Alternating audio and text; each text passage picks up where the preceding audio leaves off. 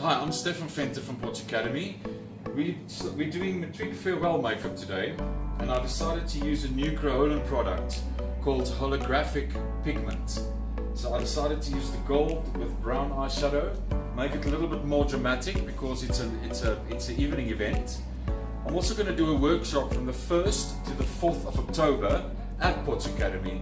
So please feel welcome if you would like to do a 4-day makeup workshop.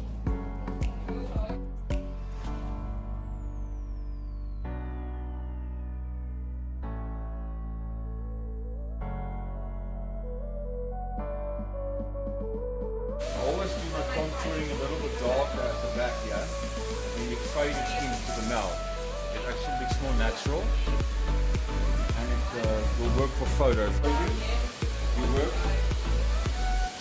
the blush into the contouring under, but this is what I like to do, so that you can keep the cheek open if you want to do a highlight there.